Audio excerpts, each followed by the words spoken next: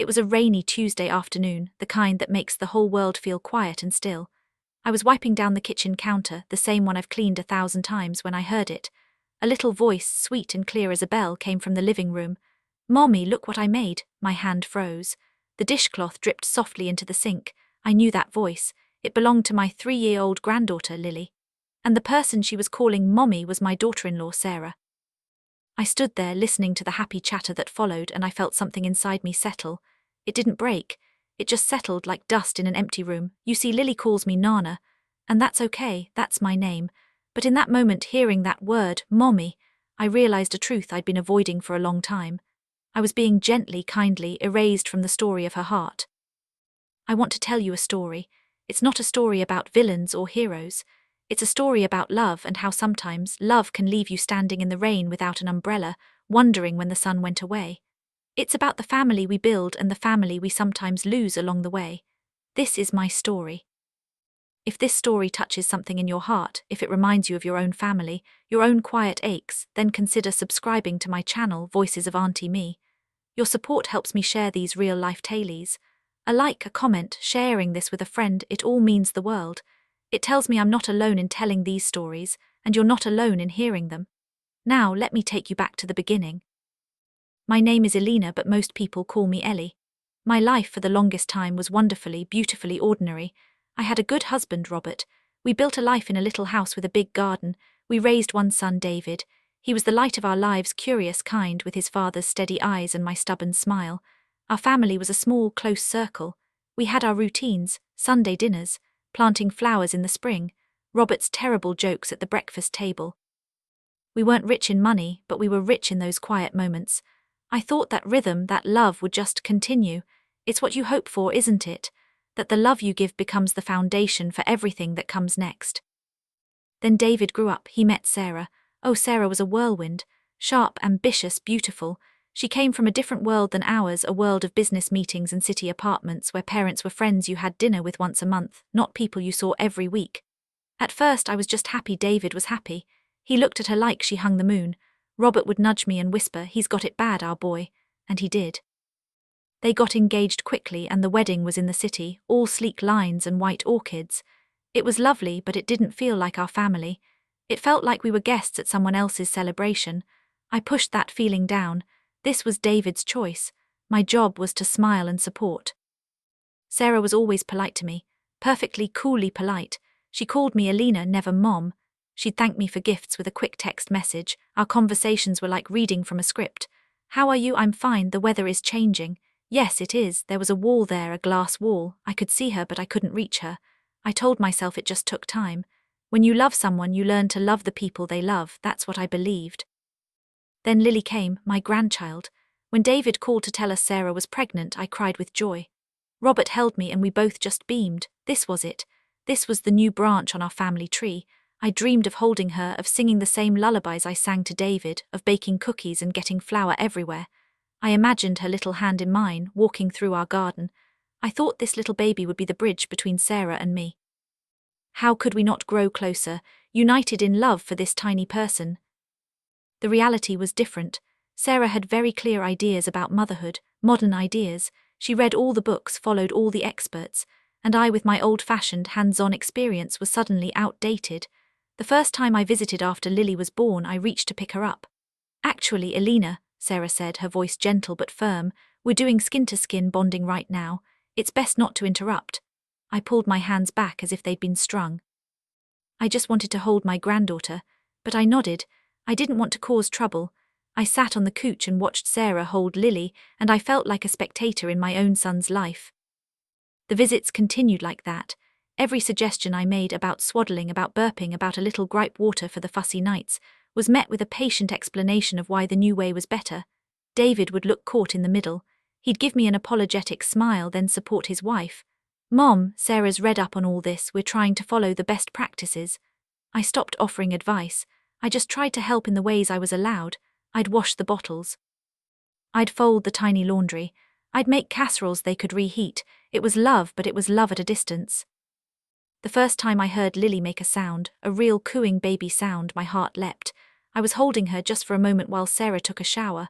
I looked down at her perfect face and whispered, "Hello, sweet girl, it's your Nana." She blinked her big blue eyes at me, and in that moment it was enough. She knew me. She had to. As Lily grew from a baby to a toddler, my role became smaller. They lived only 40 minutes away, but the distance felt much greater. We were invited for dinner, not for lazy afternoons. Playdates were scheduled. My spontaneous "I'm in the neighborhood, can I pop in?" calls were usually met with, "Oh, today's not great, Elena. We have baby sensory class." Baby sensory class, I didn't even know what that was. My sensory class for David was letting him squish peas between his fingers at the kitchen table.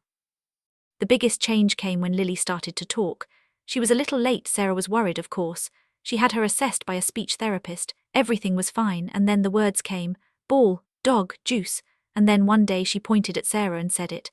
"Mama." It was the most natural thing in the world. Sarah cried. David filmed it. I clapped and smiled, my face aching with the effort. Of course she called Sarah Mama. Sarah was her mama, that was right, that was good. But what would she call me? I waited. I wondered if Grandma would come, or Nana, the name I'd chosen for myself.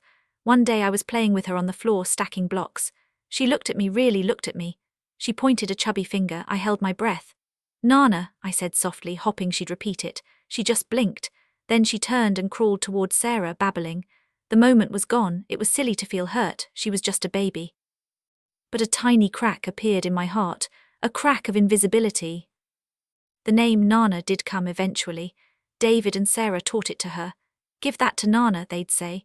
"Go see Nana." So she learned it. It was my label, my category. Nana was the nice lady who brought toys and gave cookies when Mommy wasn't looking. Nana was not part of the core unit. Nana was an add-on. And then the landscape of my life shifted forever.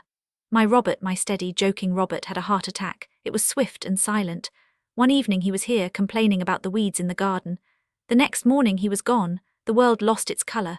The grief was a physical weight, a heavy stone sitting on my chest, making it hard to breathe. David was devastated. He tried to be strong for me, but I saw his pain. Sarah was kind. She organized things, made practical calls. But her comfort was efficient. It was like she was managing a difficult project. She didn't sit with me in the silence. She didn't share memories of Robert. She handled. My deepest grief, I clung to Lily. She was 2 years old, a little beam of sunshine who didn't understand death, only absence. I wanted to be near her simple, present joy. I asked if I could take her for a few hours just to the park. Sarah hesitated. "Elena, are you sure you're up for it? It's so soon. And the park, there are so many germs this time of year." I promised I was careful. I promised I was up for it. David, seeing the desperate need in my eyes, convinced Sarah. "It'll be good for Mom," he said. That afternoon with Lily was a balm. We sat on a bench and fed the ducks. She didn't care that I cried quietly behind my sunglasses. She just patted my hand and said, "Nana, duck." Her small hand in mine was the only thing that felt real. I felt a flicker of my old self. I was still a grandmother. I still had this. When I took her home, Sarah was waiting at the door. She took Lily from my arms and immediately felt her forehead. "She feels a bit warm," Sarah said, her voice tight with worry. "Did she touch the ducks? You know, waterfowl carry bacteria." The joy of the afternoon evaporated. I was no longer a grieving widow sharing a healing moment with my grandchild. I was a health risk, a vector of germs. I went home to my empty, quiet house and sobbed for Robert, for myself, for the feeling that I was somehow always getting it wrong. The months after Robert passed were the longest of my life. The house echoed. I'd set the table for 2 out of habit, then put one plate away. I'd hear a joke in my head and turn to share it, but the chair was empty. David called every day, bless him, but his life was busy, a demanding job, a young family. Our calls were often short. "How are you holding up, Mom?" "I'm managing, sweetheart. How's Lily?" We'd talk about her latest word, her new favorite toy. She was the bright thread that kept me connected to the world of the living. Sarah's solution to my loneliness was logical. "Elena," she said one evening over a very carefully prepared dinner at their house, "have you thought about downsizing? That house must be so much work for you now. There are some lovely senior living communities with great activities." She said it with a smile, like she was offering me a gift. A community, activities, bingo and pottery classes with strangers. She was trying to help, I knew that. But it felt like she was drawing a line around their young, vibrant family, and gently suggesting I find my own circle elsewhere. I shook my head. "This is my home, Sarah. Robert and I built a life there. Lily's treehouse is in the backyard. David had built it last summer, a little platform in the old oak." Sarah's smile tightened just a fraction. Of course, she said. It was just a thought. The subject was dropped, but the message was received. I was an island and they were the mainland. The distance between us was widening. My connection to Lily became my anchor. I learned to operate within Sarah's rules. I washed my hands the moment I entered their house. I never gave Lily sugar. I asked permission for everything. Is it okay if I take her to the backyard? Can I read her this book? It was a dance, and I was careful not to step on any toes. I swallowed my opinions. I bit my tongue when I saw Sarah rushing Lily from one enrichment activity to another, toddler yoga, French for Barbies, music immersion. Where was the time for just being, for getting bored and making up a game? But I said nothing. I was just Nana. Lily was 3 when the real shift happened. She was a bright, chatty little thing. She loved stories and dogs and the color purple, and she loved her mommy. That was natural. But the way she said it, it started to include a meaning I hadn't anticipated. We were coloring at my kitchen table one afternoon. She was telling me about her day. And then Mommy took me to the zoo and we saw the giraffes and they have long necks, and Mommy bought me ice cream, and then we came home and Mommy read me 3 stories. Every sentence was peppered with Mommy. It was the sun her world orbited around. I was happy she felt so loved and secure. Truly I was. Then she looked up from her purple scribble. Nana, she said, where's your mommy? The question was so innocent it took my breath away. I smiled. Well, my mommy is in heaven, sweet pea, just like your grandpa Robert. She pondered this, her little brow furrowed. But who takes care of you? Who takes care of you? The stone of grief and loneliness sat heavy in my throat. I take care of myself, Lilybug, I said, my voice softer than I intended. She nodded, accepting this. Then she went back to coloring. My mommy takes care of me, she stated, not looking up. It wasn't a boast, it was just a fact of her universe. Mommy was the source of all care, all comfort, all authority. And I was Nana, a nice visitor from a land outside that solar system. The realization didn't hit me like a thunderclap. It seeped in cold and quiet over the next few weeks. I began to notice the pattern in Lily's stories. Mommy says I'm a big girl. Mommy says carrots help you see in the dark. Mommy says we have to be quiet in the library. Her little voice was a constant, loving echo of Sarah. David was daddy, present and loved, but the central force, the gravitational pull, was unmistakably Mommy. And then came the day of the fall. It was a Sunday. They had come over for lunch, a rare and increasingly formal occasion. Lily was running through the living room, showing me how fast she could go. Her sock slipped on the wooden floor. She fell. It wasn't a bad fall, but it was sudden and it startled her. A loud thump, then a second of silence before the wail. I was closest. Instinct took over. I rushed to her, gathered her up into my arms before I even thought. Oh, sweetheart, you're okay, Nana's got you, I murmured, rocking her, brushing her hair back from her damp forehead. I held her close, feeling her little heart hammer against my chest. I was her grandmother. This was my job, to comfort, to soothe.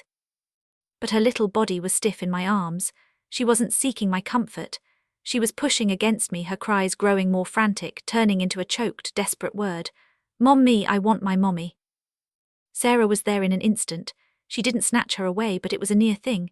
She held out her arms, her face a mask of concern. It's okay, Lily, Mommy's here. I transferred my sobbing granddaughter into her mother's arms. The moment Lily's arms went around Sarah's neck, her cries began to subside into hiccuping sobs. Sarah cooed to her, checked her for bumps, all the while shooting me a look that wasn't quite angry, but wasn't not angry either. It was a look that said, I am her comfort, not you. I stood there, my arms feeling suddenly, terribly empty. The place where Lily's warm, crying body had been was now just cold air. David put a hand on my shoulder. She's just scared, Mom. She always wants Sarah when she's hurt. He said it to make me feel better. It did the opposite. I just nodded. Of course, I whispered. Of course she does. That was the true turning point. Not a dramatic argument, not a slammed door, just a toddler's cry for her mother and the hollow, echoing silence it left in my arms. I saw my place with absolute, painful clarity. I was a secondary character, a beloved guest star in the show of Lily's life. The director of that show, the producer, the star was Sarah, and I had forgotten my lines. I had tried to step into a scene that wasn't mine.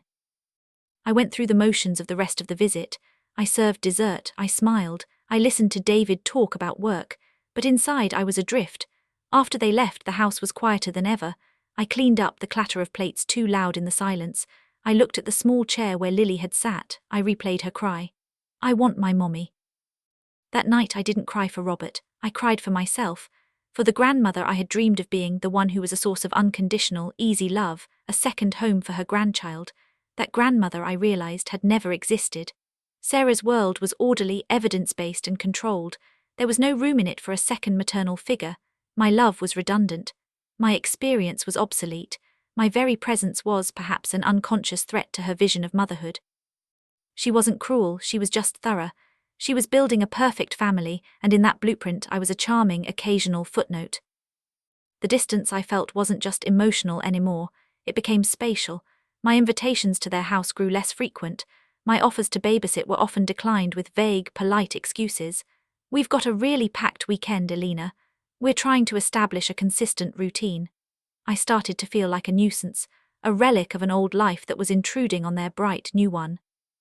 I tried to talk to David about it once, carefully, over coffee, just the two of us. "David, I sometimes worry I'm in the way, that Sarah might prefer a bit more space." He looked pained, he stirred his coffee for a long time. "Mom, it's not like that. Sarah she has her way of doing things. You know she wants what's best for Lily. We all do, it's just different times." He reached across and squeezed my hand. "We love having you. Really." But his eyes didn't quite meet mine. He was my son and he loved me, but he was also a husband. His loyalty, his daily life was with Sarah and Lily. He was the bridge, but the bridge was under strain and he couldn't afford to let either side collapse. I saw his struggle and my heart broke for him too, so I stopped bringing it up. I decided to be easier, to be no trouble at all. I learned to love Lily from a greater distance. I sent cards in the mail with stickers. I dropped off little gifts on their porch without ringing the bell. I became a ghost grandmother, present only in the artifacts I left behind. A stuffed elephant on the shelf, a book in the basket, a voice on the phone saying, "Tell Nana about your day." And then on that rainy Tuesday came the moment that crystallized it all. I was in their kitchen, helping, always helping in the allowed ways by cleaning up after a snack. Lily was in the living room with Sarah, playing with Play-Doh. I wasn't even meant to be listening, but I heard Lily's joyful declaration. "Mommy, look what I made." It wasn't the word itself. It was the sheer, uncomplicated love in it, the complete and total belonging. She was sharing her creation with her world, her mommy. In that instant I didn't feel jealousy, I didn't feel anger. I felt a profound and quiet sadness, the final settling of dust. The story was written. Lily had one mother, one mommy, and that was as it should be. The problem wasn't her love for Sarah. The problem was my own lonely expectation that I would hold a similar, sacred place in her heart. I had mistaken a supporting role for a leading one. I finished wiping the counter. I took a deep, slow breath. I walked into the living room. Sarah and Lily were on the floor, a rainbow of Play-Doh between them. Sarah looked up, her guard momentarily down, her face soft with maternal pride. "Look, Elena," she said, and for once it didn't sound like a script. "Lily made a family. See, this is Daddy, this is Mommy, this is Lily, and this little one is the dog." I knelt down, my old knees cracking. I looked at the little blobs of dough. The family, Daddy, Mommy, Lily, dog. There was no Nana blob. I smiled. A real smile this time, though it felt fragile. "It's a beautiful family, Lily," I said. "You did a wonderful job." Lily beamed up at me. Then she picked up a tiny scrap of purple dough she discarded. She pressed it into my hand. "This is for you, Nana," she said. I closed my fingers around the warm, soft bit of purple. It wasn't part of the family sculpture. It was separate, a gift for me. It was, in its own imperfect way, a perfect metaphor. I was not in the central picture, but I was loved in the way that I could be. It was a small love, a distant star, but it was light. And in that moment I decided it would have to be enough. Holding that bit of purple Play-Doh in my hand, I made a silent promise to myself. I would accept my place. I would stop trying to fit into a space that wasn't meant for me. It was a decision born of exhaustion, of a heart that was tired of aching. I told myself it was maturity, letting go, but a part of me knew it was surrender. Life took on a new, quieter rhythm. I filled my days with small projects. I volunteered at the local library sorting books for the children's section. I joined a gardening club, though my heart wasn't in it without Robert to complain about the aphids. I baked, but now I gave most of it away to neighbors. The house was still too quiet, but I was learning to live with the silence, to not jump every time the phone rang, hoping it was an invitation. My interactions with David's family became like carefully scheduled diplomatic visits. Once a month for a Sunday dinner. Major holidays, Lily's birthday. I was always on my best behavior. I listened more than I spoke. I praised Sarah's cooking, her parenting, her beautiful home. I became an expert in harmless topics, the weather, a new movie, a book I'd read. I tiptoed around the minefield of unsolicited advice or old memories that might highlight how differently things were done now. David seemed relieved. He'd hug me a little tighter when I left. "Thanks for coming, Mom, it was really nice." He didn't have to play referee as much. The tension that used to hang in the air, subtle but palpable, began to fade. In its place was a polite, steady calm. To an outsider, we looked like a perfectly normal, functional family. A son, a daughter-in-law, a granddaughter, and a grandmother who visited. It was all very civil. And Lily, she was growing so fast. Each time I saw her, she was taller, her sentences more complex. She was a joyful child, full of questions and energy. She still called me Nana. She'd run to give me a hug when I arrived, a brief, sweet squeeze before she zoomed off back to her toys or her cartoons. She liked the cookies I brought. She'd sit on my lap for one story, maybe two, if Sarah didn't have a schedule to keep. Our relationship was pleasant. It was surface level. It was safe. One Saturday, David called. He sounded stressed. "Mom, are you free this afternoon? We've got a last-minute work thing, a cocktail party for Sarah's firm. It's kind of mandatory. Our usual babysitter cancelled. Would you be able to watch Lily for a few hours, just from 4 until 8? My heart, that traitorous thing, gave a wild leap of hope. An entire afternoon, not a scheduled visit but a need. They needed me. "Of course," I said, trying to keep my voice even. "I'd love to. I can come to your place or she can come here." There was a pause. I could hear him covering the phone, a muffled conversation with Sarah. He came back on. "Would you mind coming here? It's just easier with her stuff and her bedtime routine, you know." "Of course," I said again. "No problem at all." The leap of hope settled into a steady, warm glow. This was my chance, not to overstep but just to be Nana in charge for a little while. I arrived at 3:30 with my bag of old storybooks and a box of ingredients to make smiley face pancakes for dinner, a special messy treat I knew Sarah would never allow on a normal night. Sarah was already dressed, looking elegant and a little anxious. She gave me a list, a typed list. It had sections: snack, pre-cut apple slices in fridge, portion size, 1-2 cup. Play, approved toys listed in living room basket. Screen time, maximum 30 minutes, educational program list on TV guide. Dinner, organic chicken nuggets in freezer, steam broccoli florets. Bath, water temperature tested with thermometer, use eczema-friendly soap. Bedtime, 7:30 p.m. sharp, 2 stories from the shelf in her room, nightlight on, sound machine set to gentle rain. She went over it with me, point by point. The thermometer is in the bathroom drawer. The broccoli should be steamed for exactly 8 minutes to retain nutrients. And please, no sugar, Elena. It really affects her sleep. I nodded, holding the paper. It felt less like instructions for a child and more like a manual for operating a delicate piece of machinery. "I understand," I said. "We'll be just fine." David kissed Lily and then me on the cheek. "Thanks, Mom, you're a lifesaver." Sarah gave Lily a long hug. "Be good for Nana, sweetie. Listen to the list." And then they were gone, leaving a cloud of perfume and the faint scent of my son's cologne in the air. Lily looked up at me, then at the closed door, then back at me. The dynamic in the house had shifted. The authorities were gone. For the next few hours it was just us. I knelt down to her level. "So, Lilybug," I said, a conspiratorial whisper in my voice, "what should we do first?" She pointed a finger at the list in my hand. "Mommy's paper," she said solemnly. "We'll look at the paper," I agreed, "but maybe we can add some Nana rules to it, just for tonight." A slow smile spread across her face. It was a smile I hadn't seen in a long time, a mischievous, curious smile. She nodded. We did follow some of the list. We had the apple slices. We played with the approved toys. But we also built a gigantic, unstable fort out of every blanket and cushion in the living room, something Sarah would have deemed a safety hazard and a mess. We turned off the educational TV and I put on some old jazz music, and we danced around the kitchen, me swinging her up in the air until she shrieked with laughter. Then we made the pancakes. I sat her on the counter, something else that was definitely not on the list. I let her pour the flour, most of it made it into the bowl. She stirred the batter. We made silly faces with chocolate chips and banana slices. The kitchen was a glorious disaster, flour on the floor, batter on our noses. Lily was in heaven. She was sticky and happy and completely free from the clock. We ate our smiley face pancakes at the table, and she told me a long, rambling story about a dragon who was afraid of butterflies. I just listened, soaking in the sound of her voice, the unself-conscious joy of her. This was the connection I had been starving for. It wasn't about being mommy. It was about being present, about creating a little pocket of time where the rules could bend, where laughter was louder than schedules. Bath time was next on the list. I filled the tub, used the thermometer, but instead of a quick, efficient scrub, we made it a game. We had a fleet of plastic boats. We gave the rubber duck a silly voice. The bathroom floor got soaked, towels were everywhere, it was chaos, wonderful, happy chaos. I got her into her pajamas, the ones with the little stars on them.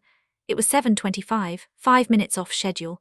I felt a flicker of guilt, but looking at her bright, sleepy eyes, I pushed it away. We went to her room. I looked at the shelf of approved bedtime stories, gentle tales about sharing and being kind. I reached for one, then stopped. "Lily," I whispered, "would you like to hear a different story tonight? A special story that Nana used to tell your daddy when he was little?" Her eyes widened. She nodded, snuggling down under the covers. I sat on the edge of her bed, the same bed where I'd sat with David 100 times. I didn't turn on the sound machine. The only sound was our breathing and the distant hum of the house. And I began. Once upon a time there was a little boy who lived in a house with a big, messy garden, and in that garden he believed there lived a tiny, invisible fox. It was a story Robert had made up, a silly, winding adventure about a fox who stole socks and used them to line his den. David had loved it. He'd request it every night. "The sock fox," he'd say. "Tell me about the sock fox, Mommy." I hadn't told this story in over 30 years, but the words came back to me rusty but whole. I told her about the boy leaving one of his mismatched socks by the rose bush as a gift. I told her about the shiny button the fox left in return. Lily listened, utterly captivated. Her thumb drifted to her mouth, a habit Sarah was trying to break. I didn't stop her. In the soft, warm light of her nightlight, she looked like a painting of childhood. When the story ended, her eyelids were heavy. "Did the fox and the boy be friends forever?" she murmured. "Yes, my love," I said, stroking her hair. "Even when the boy grew up, the fox was always there in the garden, remembering." "That's a good story," she sighed, her eyes closed. I sat there for a long time just watching her sleep. The peace in the room was profound. In this stolen, rule-breaking evening I had found my grandmotherhood again. It was messy and imperfect and deeply, deeply mine. I cleaned the kitchen. I folded the fort blankets. I put everything back in its place as best I could. By the time David and Sarah returned at 8:15, the house was almost back to normal. Almost. Sarah came in first, her heels clicking on the floor. She immediately did a visual sweep of the room. Her eyes lingered on a faint smear of flour I'd missed on the cabinet door. She sniffed the air. "It smells like pancakes." Lily, who had been miraculously still awake, called out from her bedroom. "Mommy, Daddy." Nana made smiley faces and we danced and we made a fort and the sock fox stole Daddy's socks. The joy in her voice was unmistakable. David laughed, a real, warm laugh. "The sock fox, oh my God, Mom, I haven't thought about that in years." He looked at me with such fondness, such nostalgia, it made my chest hurt. But Sarah's face had frozen.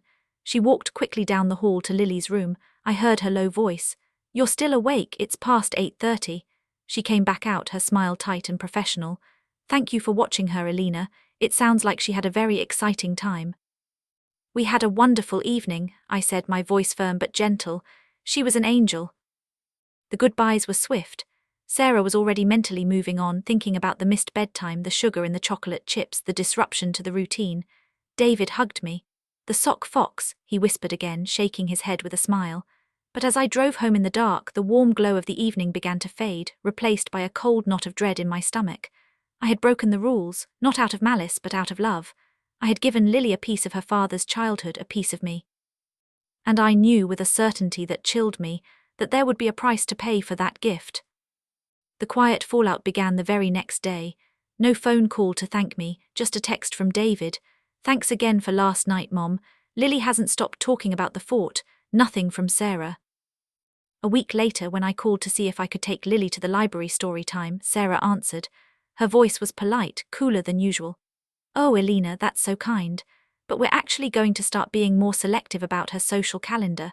We feel she's been a bit overstimulated lately. She needs more calm, focused time at home." Overstimulated, the word was a shield. I knew what it meant. The fort, the pancakes, the dancing, the unapproved story. I had overstimulated her. I had introduced chaos. "I understand," I said, the words tasting like ash. "Maybe another time." "Maybe," Sarah said. and then, gently, the final blow.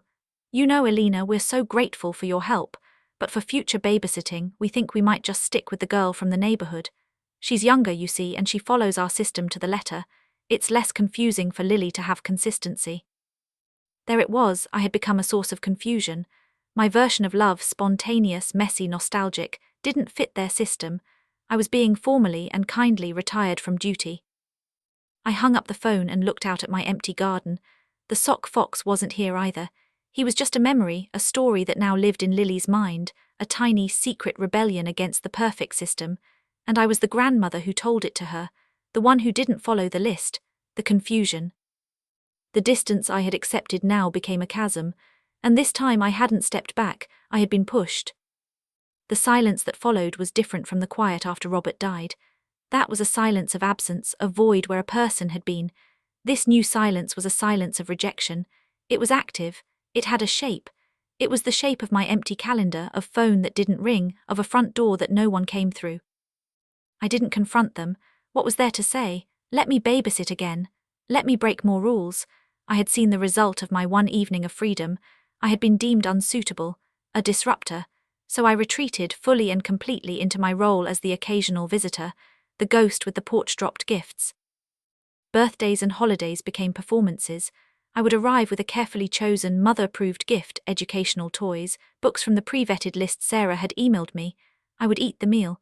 I would smile.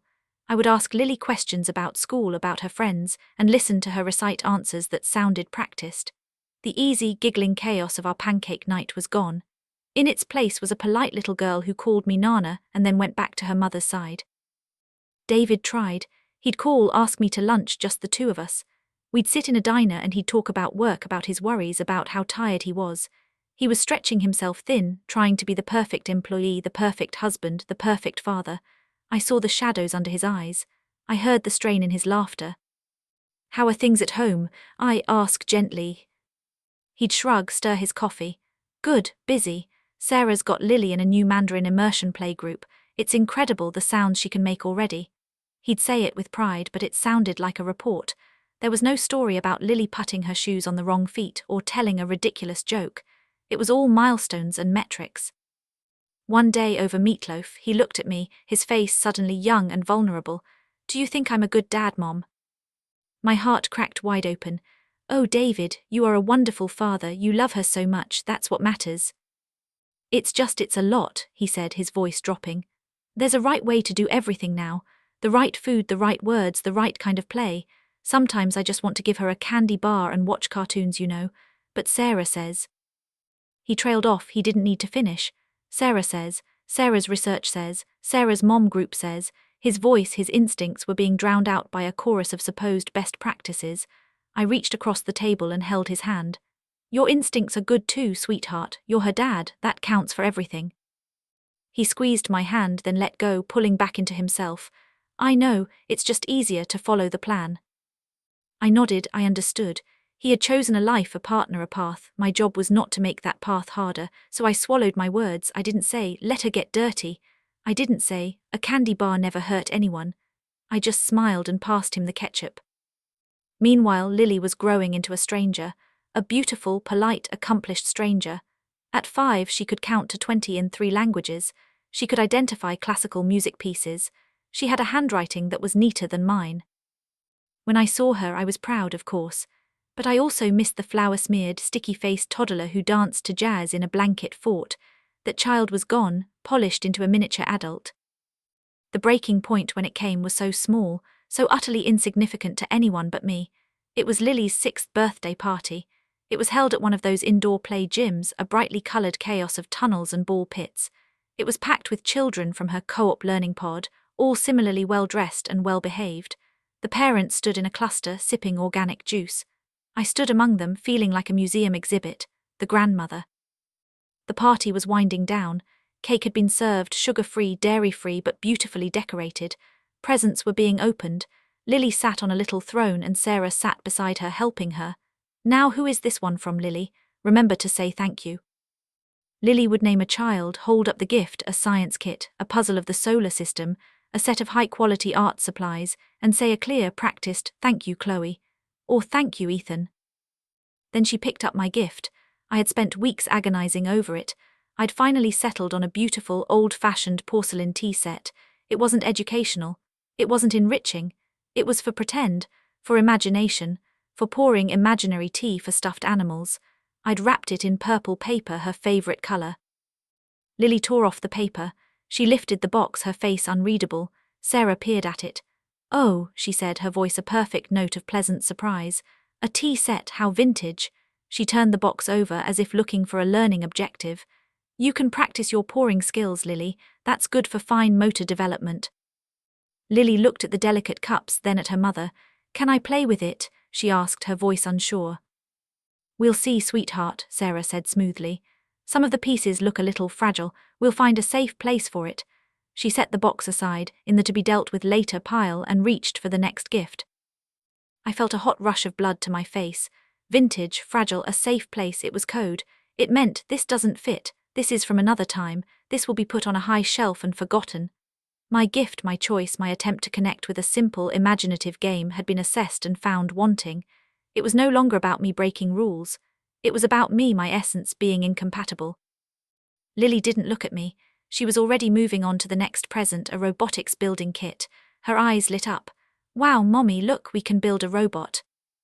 I stood there, a smile plastered on my face, while inside something finally broke. Not with a snap, but with a slow, final sigh. The last thread of hope I'd been clinging to, the hope that maybe, as Lily got older, she'd seek me out, that we'd find our own unique bond, that thread dissolved. I was not just a secondary character. I was a relic, a well-meaning anachronism in their sleek, modern world. I left the party early, pleading a headache. It wasn't a lie, my head was pounding. David walked me to the door. "You okay, Mom? You're pale." "Just a long day, honey. It was a wonderful party. She's a lovely girl." The words were automatic, hollow. He hugged me. "Thanks for coming and for the tea set, it's really pretty." "It's nothing," I whispered into his shoulder. I drove home in a daze. I walked into my silent house and went straight to the spare room, the one we'd always called the future grandchild's room. After Lily was born, I'd fixed it up. A small bed with a quilt I'd stitched, a shelf with some of David's old books, a box of toys. I'd imagined sleepovers, story time, girl talks. The room was spotless, untouched, a museum of hopes that had never come to pass. I sat on the little bed and looked at my hands. They were the hands that had held my son, that had cooked 1,000 meals, that had planted a garden with my husband, that had wiped away tears. Now they felt useless. What were they for now? To volunteer at a library, to bake for neighbors who would politely thank me, to wave from a distance at a granddaughter who saw me as a kind, faintly old-fashioned visitor. The grief that washed over me wasn't sharp. It was deep and wide and endlessly heavy. It was the grief for a relationship that had never been allowed to exist. I wasn't mourning the loss of Lily's love. I was mourning the loss of possibility. The grandmother I could have been, the stories I could have told, the messy, loving, imperfect bond we could have shared. I didn't cry. I was past tears. I just sat in the quiet, gathering dusk of the unused room and let the truth settle into my bones. I had spent years bending, accommodating, shrinking myself to fit into the small space they allowed me. I had swallowed my words, my stories, my way of loving, all in the name of peace, of not being a burden. And where had it gotten me? To a child's birthday party where my gift was deemed too fragile for play. To a son who was too tired to remember his own childhood stories. To a life of scheduled visits and profound loneliness. I had mistaken surrender for grace. I had confused silence with strength. But sitting there in the room of unused dreams, a new feeling began to stir very faintly beneath the grief. It wasn't anger. It was a quiet, firm recognition. A sense of my own boundaries, worn thin but still there. I could not make them see me. I could not force a place at their table. But I could stop apologizing for my existence. I could stop trying to fit into a box labeled harmless Nana. The next morning I did something I hadn't done in years. I made a decision just for me. I called the community college and signed up for a pottery class. It was on Tuesday nights. I didn't check if it conflicted with any potential family dinners. I just signed up. Then I went into the spare room. I didn't clear it out. I didn't pack away the dreams. But I moved the little box of toys to the corner. I brought in a small, sturdy table and a good lamp. I made space for myself. It was no longer just the grandchild's room. It was my room too, a room where I could get my hands dirty with clay, a room where I could be something other than a grandmother waiting for a call. It was a small rebellion, a quiet one. No one would notice, but I would know. The first step in building a life that didn't orbit entirely around a family that had, with the best of intentions, left me behind. The call came a few weeks later. It was David. His voice was strained, tight with an emotion I couldn't place. "Mom, are you sitting down?" My first terrible thought was of Lily. "What's wrong? Is everyone okay?" "Everyone's fine, physically." He took a shaky breath. "It's Sarah, she's leaving, she's taking Lily. She got a job offer, a phenomenal one, in Singapore." The world tilted. Singapore, the word sounded like the other side of the moon. "Singapore," I repeated dumbly. "It's a 2-year contract, maybe longer. She says it's an opportunity she can't pass up for her career, for our future." He sounded lost. "She says I can come, but my job I can't just, and she's already accepted. She leaves in a month." I sank into a chair. All the quiet sadness, the resigned distance, suddenly coalesced into a sharp, piercing fear. A month, the other side of the world. My granddaughter, my son's heart, being taken to another continent. The chasm wasn't a chasm anymore. It was about to become an ocean. "David," I said, my voice trembling, "what are you going to do?" He was silent for so long I thought the line had gone dead. Then I heard a sound I hadn't heard since he was a little boy, a choked, desperate sob. "I don't know, Mom," he cried. "I don't know what to do." In that moment everything changed. The careful walls, the polite distance, the unspoken rules, they were collapsing under the weight of a single, seismic decision. And I was no longer just the sidelined grandmother. My son was in pain, and a little girl was about to have her world torn in two. The following weeks were a blur of quiet, frantic motion, a strange, suspended time. Sarah moved with the calm efficiency of a military operation. Boxes appeared in their house. Passports were renewed. Lily's school was notified. There were goodbye parties with her playgroup, her Mandarin teacher, her gymnastics coach. David moved through it like a ghost. He went to work. He came home. He packed a few boxes Sarah designated for him. He slept on the couch. The plan had reached its logical, brutal conclusion, and he was outside of it. The partner in the partnership had made a unilateral decision for the future of the family, and he was expected to fall in line or be left behind. He started coming to my house after work, not for dinner, just to sit. He'd slump in Robert's old armchair, staring at the wall. I'd bring him a cup of tea just the way he liked it. We wouldn't talk much. The silence between us now was different from all the others. It was shared. It was the silence of a shared shipwreck. One evening he finally spoke, his eyes fixed on the photograph of him as a boy on the mantel. "She didn't even really ask, Mom. She presented it like a boardroom proposal. The benefits package, the housing allowance, the international school for Lily, the career trajectory. She had slides, I think, metaphorical ones." He gave a short, bitter laugh. "When I said I needed time to think, to talk about what this would mean for us, for me, she looked at me like I was being irrational. Like I was jeopardizing our future for sentimental reasons." He looked at me, his eyes raw. "Is it sentimental to not want to lose my daughter? To not want to be a part-time father she sees over a computer screen? Is it sentimental to want my wife to be my partner, not my CEO?" I had no answers. I just reached over and took his hand. It was cold. "What does your heart say, David?" "My heart is broken," he whispered. "My heart says my family is being ripped apart. But my head says if I don't go, I lose them completely. If I do go, I lose my career, my friends, my own life. It's a trap." And I walked right into it, thinking I was building a dream. The weight of his despair filled the room. This wasn't about me anymore. This was about my child drowning. I saw Lily only once during that month. Sarah brought her over for a goodbye visit. It was scheduled, of course. 1 hour. Lily was subdued. She clung to Sarah's leg. The vibrant, polished little girl was gone, replaced by a confused, anxious child. "Lily, sweetheart," I said, kneeling down. "Nana heard you're going on a big adventure." She nodded, her thumb creeping toward her mouth. Sarah gently guided her hand down. "We're going to see a whole new part of the world, Lily. It's very exciting." "Will Daddy come?" Lily asked, her voice small. Sarah's smile didn't waver. "We'll see. Daddy has to work very hard here." It was a non-answer, and Lily, smart as a whip, heard it. Her lower lip trembled. I had a gift for her, not a toy this time. I'd gone to the pottery class, and with my clumsy novice hands I'd made 2 small, lumpy figures. One was a fox, the other was a little boy. The sock fox and the boy, I hadn't painted them. They were just the rough terracotta clay, baked hard, imperfect, real. I held them out. I made these for you, Lily, to remember a story, so you know that no matter how far you go, stories can follow you. She took them, her small fingers tracing the crude shapes. She looked from the fox to the boy, then up at me. For a flicker of a second, the confusion in her eyes cleared, replaced by a spark of recognition. The sock fox, she murmured. Sarah looked at the figures, then at me. Her expression was unreadable, not angry, not pleased, just assessing, as if trying to categorize this new, strange artifact. That's creative of you, Alina, she said finally. Thank you. The hour ended. The goodbye was swift, a stiff hug from Sarah, a tight, desperate squeeze from Lily. Bye, Nana. And then they were gone out the door into the car that would take them to the airport in a few weeks' time. I watched the car disappear, the two little clay figures feeling heavy in my hand. I'd meant to give them to her.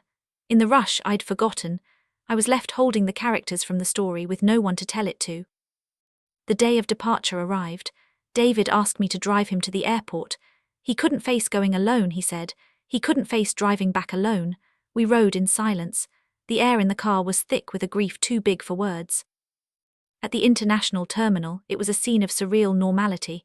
Travelers with giant suitcases, families hugging, the constant drone of announcements. And there by the check-in counter was Sarah. She looked impeccable, a silk scarf at her neck, Lily beside her in a neat dress, a small backpack shaped like a panda on her shoulders. Lily saw David and broke free, running to him. Daddy, he scooped her up, burying his face in her hair. He held her so tightly, as if he could imprint the feel of her into his skin. I stood back, a witness to a private agony. Sarah approached me. She extended her hand, a business-like handshake. Goodbye, Alina, thank you for everything. I took her hand, it was cool and smooth. Take care of them, Sarah, I said. It was all I could manage. I always do, she replied, her tone not unkind, just matter of fact. She turned to David. We need to check in. Our boarding is in an hour. The final moments were a brutal shorthand of emotion. David knelt down, talking to Lily, his voice cracking, promising to call every day, promising to visit soon. Lily was crying now, soft, scared tears. Don't go, Daddy, please don't let us go. It was the most honest thing anyone had said in weeks. Sarah gently pried Lily away. We have to go, sweetie, it's time for our adventure. She gave David a brief, perfunctory kiss on the cheek. Let's talk tonight, once we're settled. And then they were walking away, Lily looking back over her mother's shoulder, her little hand waving, her face streaked with tears. David stood frozen, watching until they disappeared into the security line, swallowed by the crowd. He didn't move for a long time. People flowed around him like water around a stone. I went and stood beside him, not touching him, just being there. Finally, he took a deep, shuddering breath that sounded like it was torn from his very center. She didn't even look back, he said, his voice hollow. We drove home in a silence so complete it was deafening. The life he knew, the family he'd built, was in the sky, moving away from him at 500 miles per hour. The house he returned to wasn't his home anymore. It was an empty shell filled with the ghosts of a life that had just ended. In the days that followed, David moved in with me. He couldn't bear the silence of his own house. He stayed in the spare room, the one with the little bed and my new pottery table. He was a ghost of a man. He went to work mechanically. He ate the food I put in front of him. He answered Lily's video calls with a bright, fake cheer that made my heart ache. On the screen, Lily was in a beautiful, sterile-looking apartment. She showed him her new room, her new impressive view. She talked about the helper they had, about the swimming pool in their building. She sounded older, more formal. The distance wasn't just geographical, it was seeping into her voice. One night, after a particularly strained call where Lily had been more interested in showing him a new iPad game than talking, David broke. He was sitting at my kitchen table, and he put his head in his hands and wept. Great, heaving sobs that shook his whole body. I went to him, held him, let him cry like the little boy he once was. When the storm passed, he was quiet. I've lost them, Mom, he said, his voice ragged. I think I lost them a long time ago. I was just too busy following the plan to notice. It was the confession I'd been waiting for, and it brought me no joy, only a profound sadness for his pain. You haven't lost Lily, I said, rubbing his back. She's your daughter, that bond is forever, it's under different management right now. He gave a wet, choked laugh. Under different management, yeah. He looked up at me, his eyes red-rimmed and exhausted. How did you stand it, Mom, all these years, the distance, the feeling of being phased out? I sat down opposite him. I was silent for a moment, choosing my words.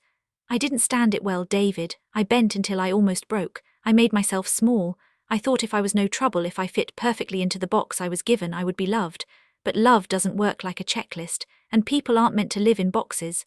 I took a deep breath. I'm only just now starting to understand that. He stared at me, seeing me, really seeing me, perhaps for the first time in years. Not as his mom who was always there, but as a person who had been hurting too. A person he had, in his preoccupation, failed to see. I'm so sorry, Mom, he whispered, the words filled with a new kind of pain, the pain of realization. I was so caught up in trying to keep the peace, in trying to be the husband she wanted. I didn't protect you. I didn't protect what we had, our family. You were trying to build your own family, I said gently. It's what you're supposed to do, the shape of it just got away from you. He nodded slowly. The quiet in the kitchen now was thoughtful, not desolate. The shared shipwreck was over. We were on the shore, bruised and soaked, but alive, and we were together. What do I do now? He asked. It was the question of a man starting from zero. You rebuild, I said. Not what you had, something new, something true to you.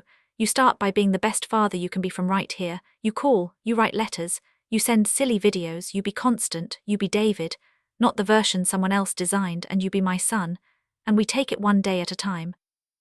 He reached across the table and took my hand. It was a different grip than before. It was firm, it was present. Okay, he said. Okay.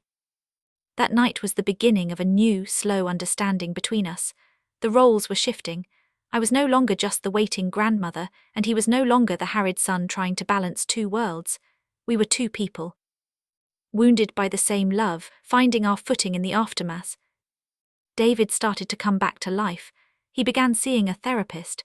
He started making decisions for himself, small ones at first, about what to eat for dinner, about seeing old friends. He began to talk about his own dreams, dreams he'd buried under the weight of Sarah's ambition. He mentioned maybe going back to school, maybe starting a small business of his own. And he began, in earnest, the work of being a long-distance dad. He didn't just do the scheduled video calls. He recorded himself reading bedtime stories and sent the files. He mailed postcards with terrible jokes. He found a stuffed panda like the one on her backpack and slept with it, so it would smell like home, and sent it to her in a care package. He was building a bridge, one fragile plank at a time, across the ocean. As for me, I continued my pottery. I made wonky bowls and lopsided vases, but with each piece my hands remembered their strength. I was creating something from mud and water and fire. It was a metaphor I clung to. One evening, about 3 months after Sarah and Lily had left, David came home with a strange look on his face. He'd just gotten off a video call. What is it? I asked, fearing more bad news.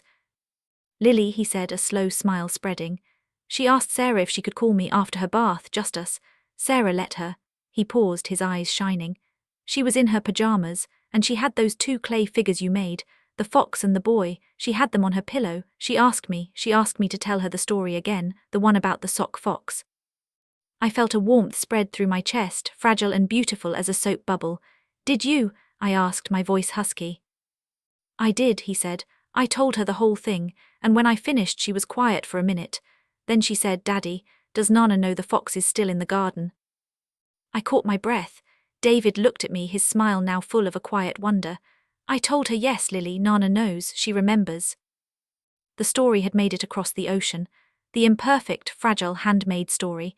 It had found its way to her. It was a tiny thread, but it was ours, it was real. It wasn't on any list. It was just a piece of love sent out into the world, and it had been received. It wasn't a happy ending. Lily was still far away. David's marriage was a shattered thing. My heart still carried the quiet ache of years of distance, but in that moment we had a truth. We had a connection. We had a small, lumpy clay fox sitting on a pillow in Singapore, and a boy in a story, and a grandmother who remembered. It was a start. Life didn't magically become easy after that night, but the ground beneath our feet felt firmer. David and I were no longer just mother and son bound by duty and grief. We became allies, companions in rebuilding. The empty spaces in our lives didn't vanish, but we began to fill them with new, honest things. David threw himself into his long-distance fatherhood with a creativity I admired. He learned to use video editing software. He'd make short, silly movies starring her stuffed animals having adventures around my house. He'd point the camera at a squirrel in the garden. Look, Lily, A cousin of the sock fox, I think. She'd write back, in her careful 6-year-old handwriting, asking questions about the squirrel's family. The connection became less about reporting milestones, and more about sharing a world, even a virtual one. He also began the painful, necessary work of untangling his life from Sarah's. Lawyers were involved. It was civil but cold. Sarah was pragmatic. The marriage had served its purpose, it seemed, and now it was an administrative hurdle to be cleared. David signed papers with a grim face but also with a newfound resolve. He was no longer signing onto someone else's plan. He was making his own choice for his own sanity. He moved out of my house and into a small apartment of his own. It was a big step. He bought a second-hand couch and a plant he almost killed. It was his. Every decision in it, from the colour of the towels to the cheap art on the walls, was his. He was learning to hear his own voice again. One weekend he came over to help me in the garden. We were pulling weeds, our hands in the dirt, just like he'd done as a boy. The sun was warm on our backs. He sat back on his heels, wiping his forehead. "I've been thinking," he said, "about what you said about rebuilding something true. I think I want to go back to school, get my contractor's license, start a small renovation business, something with my hands, something where I can see what I've built at the end of the day." I looked at him, at the honest sweat on his brow, the focused look in his eyes that had been absent for so long. It wasn't a flashy dream, it was a solid one. "I think that's a wonderful idea," I said. "Your dad would be so proud." He smiled, a real unburdened smile. "Yeah, I think he would." As for me, I kept going to my pottery class. My bowls became less lopsided, I even made a decent mug, but more importantly I made a friend. Her name was Margaret, a widow like me. We'd have coffee after class and talk about nothing and everything. We didn't talk much about grandchildren. We talked about books, about a new recipe she tried, about the funny thing her cat did. It was a friendship that existed outside of any family role. It was for me, Ellie. I didn't stop being a grandmother. That was in my bones. But I stopped trying to be the grandmother I thought I should be.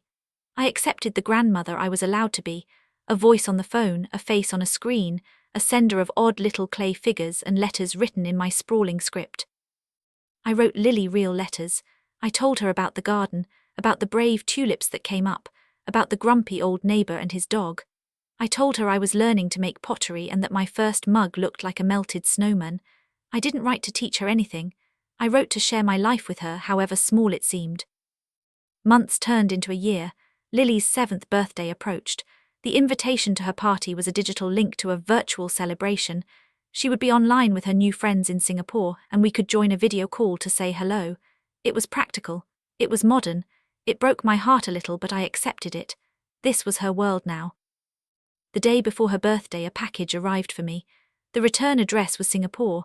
My hands trembled as I opened it. Inside, nestled in bubble wrap, was a small, carefully wrapped object and a card. The card was a store-bought birthday card for a grandmother, but inside, in Sarah's efficient handwriting, was a note. "Elena, Lily insisted on picking this out for you herself. She saw it and said it was for Nana's stories. We hope you are well. Sarah." I put the note down and unwrapped the object. It was a beautiful, delicate porcelain bell. It was painted with a tiny, intricate scene. A garden with a rose bush, and if you looked very closely, a little flash of orange fur, a fox peeking out from behind it. I held it in my hand, utterly still. Then very gently I rang it. The sound was clear and sweet, like a single perfect note of memory hanging in the air. She remembered. Across an ocean, through a year of new sights and sounds, she remembered the sock fox in the garden. She had sent me a bell to call him with, or perhaps to call her. I didn't join the big virtual party the next day. It felt like crashing a party where I didn't know the language. Instead, at the time of her party, I sat at my kitchen table, the porcelain bell in front of me. I video called David. He answered, looking tired but happy. "Hey Mom, you ready for the digital circus?" "Actually," I said, "I was wondering if you could do me a favour. Could you call Lily, just you and her, after the party is over? Tell her I rang the bell. And tell her the fox heard it, and he's waiting." David's eyes softened, he understood. "I'll tell her," he said softly. "That's perfect." Later that evening, David called me back. He was smiling. "I told her," he said. "She got really quiet. Then she ran off screen and came back with her 2 clay figures. She held them up. She said, 'Tell Nana the boy is waiting too.'" A peace settled over me, so deep and quiet it felt like coming home after a very long, cold journey. She was there, I was here. We were connected by a story, by 2 lumps of clay, by a porcelain bell. It was not the connection I had dreamed of. It was thinner, more fragile, but it was ours, and it was real. The grand finale, the moment of true closure, didn't come with a dramatic reunion. It came on an ordinary Tuesday, almost 2 years to the day since they had left. David was over for dinner, he was doing well. His small business had its first few clients. He was dating a nice woman, a teacher who laughed at his jokes and didn't have a 5-year plan. He was happy. Not a shiny, perfect happy, but a content-earned happy. We were clearing the dishes when his phone rang. It was a video call from Singapore. He answered, putting it on the table so I could see too. Lily's face filled the screen. She was 8 now. Her baby features were sharpening into those of a young girl, but her smile was the same. "Hi Daddy, hi Nana," she said, her voice bright. "Hi sweetheart," David said. "How was school?" "It was good. Mommy's out at a work dinner. I have the helper." She leaned closer to the screen, her expression turning serious. "Nana, I have a question." "What is it, Lilybug?" I asked, moving closer. "The sock fox story," she said. "What happened when the boy grew up? Did he forget about the fox?" I glanced at David. He gave me a small nod. This was my question to answer. I thought for a moment. "No," I said slowly. "He didn't forget. Life got busy. He had to move to a new house far away from the garden. For a while he was very sad and he thought maybe the fox wasn't real anymore." Lily listened intently. "But was he real?" "Oh, he was real," I said. "And the boy, even though he was far away, he remembered the feeling of leaving a sock by the rose bush, the surprise of finding a shiny button. He remembered the story. And one day he started telling the story to his own little girl, and when he told it he could see the garden again. He could smell the roses, and he knew the fox was still there in the place where the story lived, in his heart and in hers." Lily was silent, processing. Then she smiled, a wise, gentle smile that seemed too old for her face. "So the fox is in my heart too." "Yes, my love," I whispered, my own heart so full I thought it might break from the beauty of it. "He's in your heart, and the boy is in your daddy's heart, and the garden is in mine. We all hold a piece of the story, that's how it stays alive." She nodded, satisfied. "Okay, I have to go do my homework now. I love you, Daddy, I love you, Nana." "We love you, Lily," David and I said together, our voices overlapping.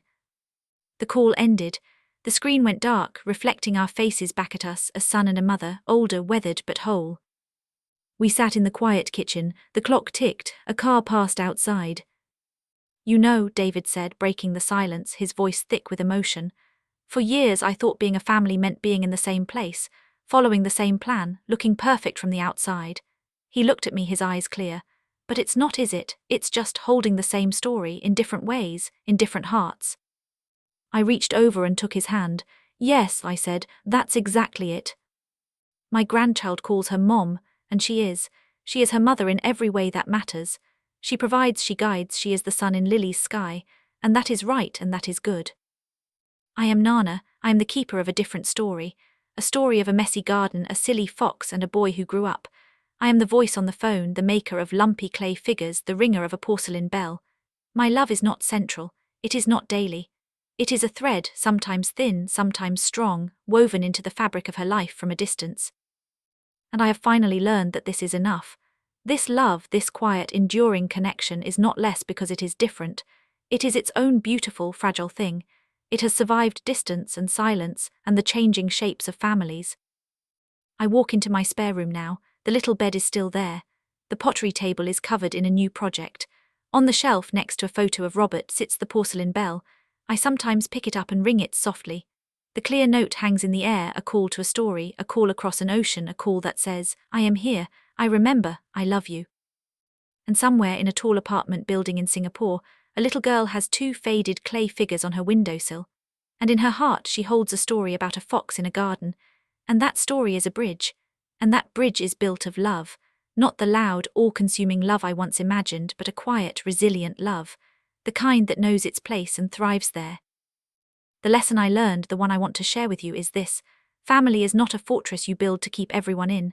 It is a story you hold, and you must be brave enough to let the pages turn, even when it takes people to faraway chapters. Love doesn't always look the way we planned. Sometimes it looks like a missed bedtime, a typed list, a quiet surrender. Sometimes it looks like a clay fox sent across the world. But if it is true, if it is patient, it finds a way. It becomes its own kind of garden, blooming in the spaces between us, beautiful and wild and real. So hold your stories, tell them, send them out like seeds on the wind. You never know what distant, precious soil they might find root in. You never know what quiet, beautiful bridge they might build. Thank you for listening to mine.